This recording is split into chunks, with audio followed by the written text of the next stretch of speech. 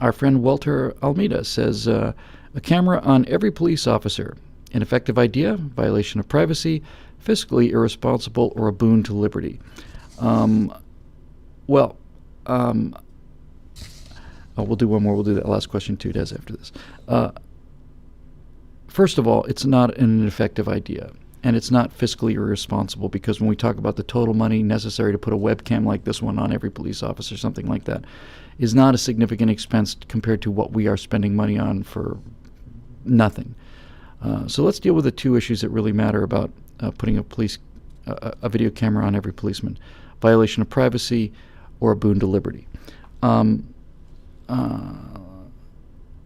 The violation of privacy issue about having the police having video cameras on them, in my opinion, gets resolved at a level above the video camera, and that level becomes the probable cause level. What I'm saying here is that presumably we should be free to be interfered with from police at all, video cameras on them or not. We should not have to excuse me, so sorry, I'm not sure I ever sneezed on the Stratosphere Lounge show before in 100 episodes, but there we go. First time for everything. I think that really, when it comes down to the invasion of privacy aspect, we're protected by the Fourth Amendment and things, other things like that. In other words, if a policeman's going to put a video camera in my face, he has to have a good reason for stopping my car in the first place. So the invasion of privacy thing, I'm not too worried about. Now, we're not talking about surveillance cameras. That's a different story. The question specifically dealt with a camera on an officer. So if a camera is on an officer and the officer has an interaction with me, presumably he has to have a reasonable, probable cause to interact with me and interrupt my going about my business in the first place. So the invasion of privacy issue there doesn't bother me that much. Now let's talk about the boon to liberty. I don't know if it's necessarily a boon to liberty, but I think it is a boon to justice. I've often had this thought: what if there was a 100% reliable truth detector? 100%, absolutely infallible truth detector. Did you murder your wife? No. Liar. We don't have those, and a polygraph isn't one of those, and all of these things are trying to triangulate that. But think about that for a minute now. If you had a 100% accurate truth detector, then there would really be no need for trials anymore, right? You wouldn't need a trial by jury anymore. It would simply go away, because you would simply ask the person, did you do this, yes or no? I did not. Ding, ding, ding. Well, it turns out they're telling the truth. Go free. Did you do this? No. Bah. Yes, you did. So when you get right down to it, that is offensive to us on a lot of levels. It's certainly offensive to me, the idea that we would lose the right of trial by jury, but the right of trial by jury is simply there to try to ascertain the truth and to assume that since we won't know whether you did it or not, then we have to assume that you didn't, because we would like to be treated that way ourselves. The presumption of innocence is critical to our system of government, and the burden of proof has to be on the prosecution. But if there was a machine, an infallible lie detector that was never wrong, you wouldn't need a jury trial anymore, because you would simply ask the perpetrator, did you commit this crime? And they would tell you yes or no, and we'd know. Now, that may seem a little creepy and a little weird, but ultimately, is it? If we tend to distrust the machine, right? But if it were infallible, we would in fact have justice, wouldn't we? We wouldn't have anybody who was guilty getting away with it, and we wouldn't have anybody who was innocent paying for it. And so that's kind of where I come with this thing on this, as far as the police wearing videos, is that, yes, if that cop in Ferguson had been wearing a video, then we never would have heard of Michael Brown, because he rushed the police officer and tried to kill him. And, so yes, I think a police officer wearing a camera there would have been a very good thing. And yes, people think, I'm just like knee-jerk reflexively on the side of the police on this. I'm not. I'm on the side of truth. I'm on the side of honesty and justice. If it had occurred the way they said it had occurred, and the policeman had been wearing a camera, and it turned out that Michael Brown had put his hands in the air and been shot dead in cold blood by a police officer, then we would have a case for murder against the police officer. And isn't this what we want, right? We want justice. We want actual justice. We want actual, genuine justice.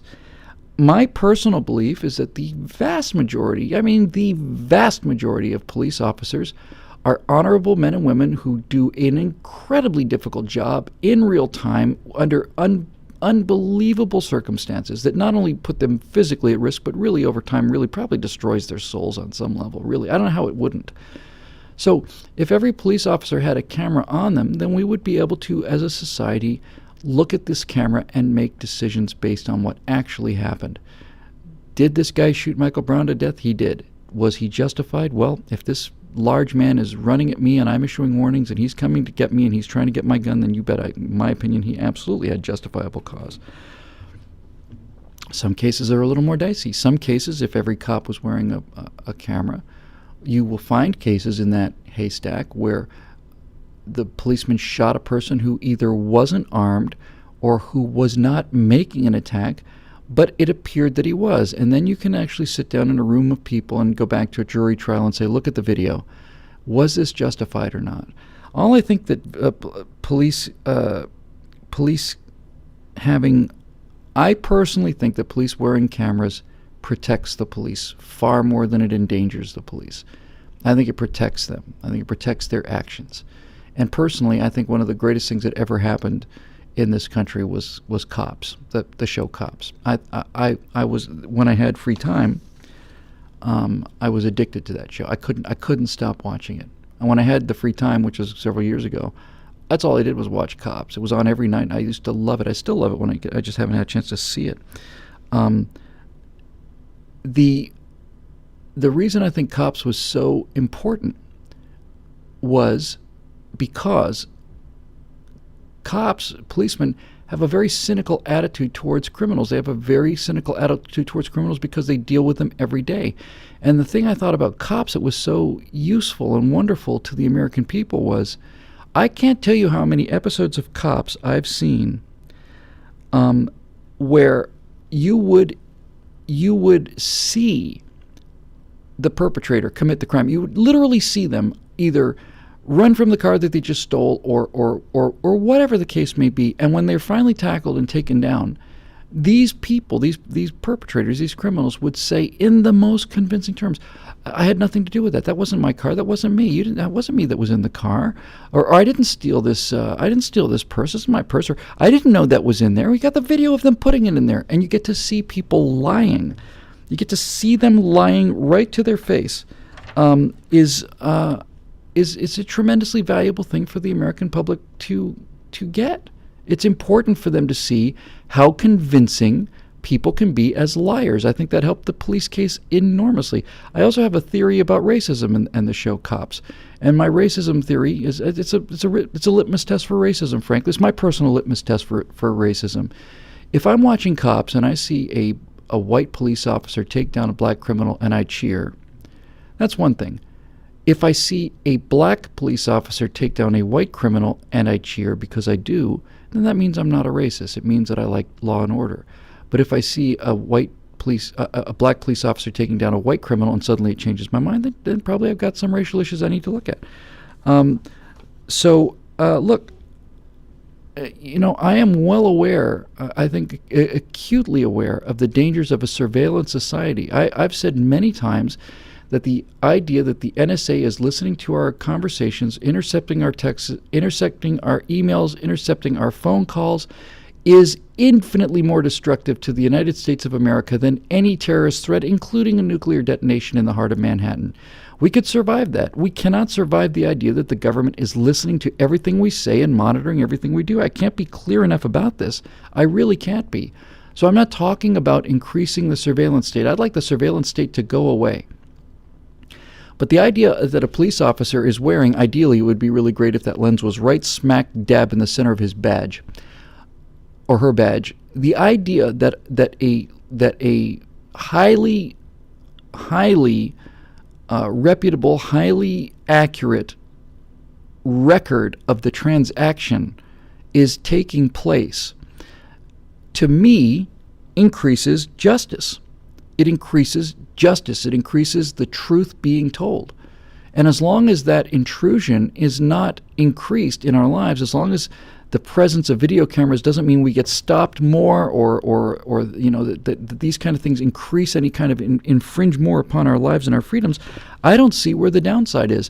And the fact of the matter is, there are in fact some bad cops out there, and if every cop is wearing a video camera, there are often cases where the public is right. These cops, some cops, are really awful bad people, and the video will prove that too.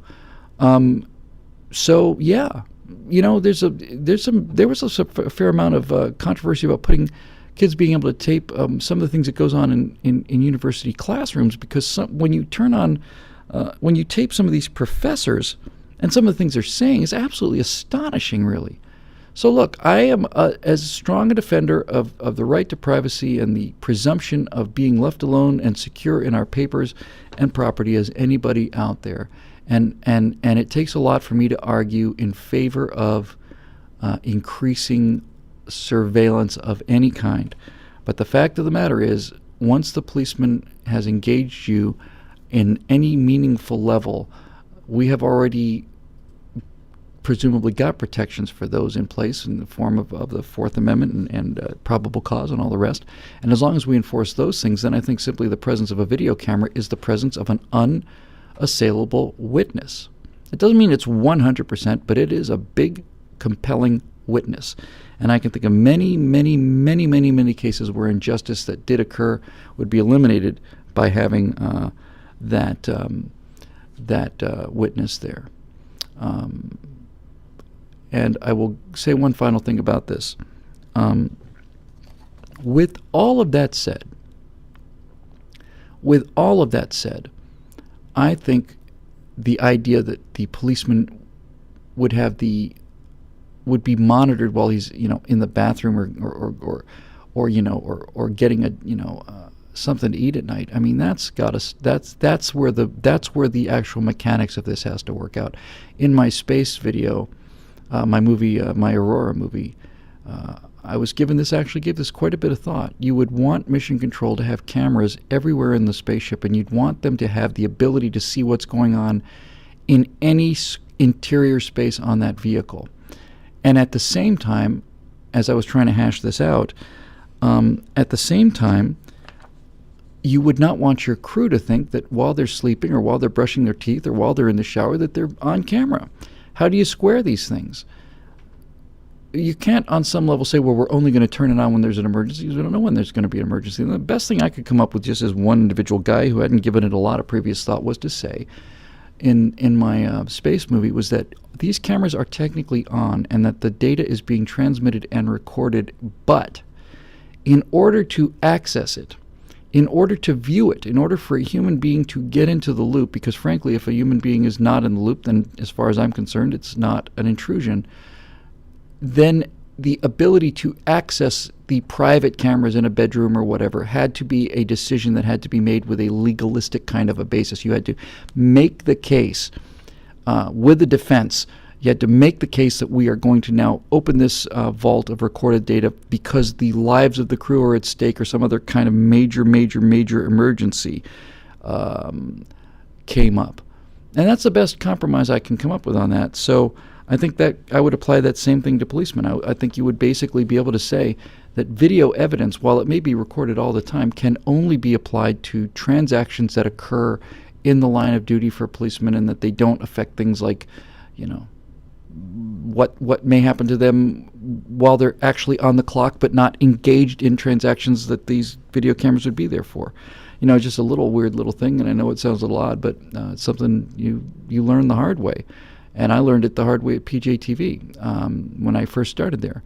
We wore wireless lavalier mics. You get a little radio transmitter that goes on the back of your hip.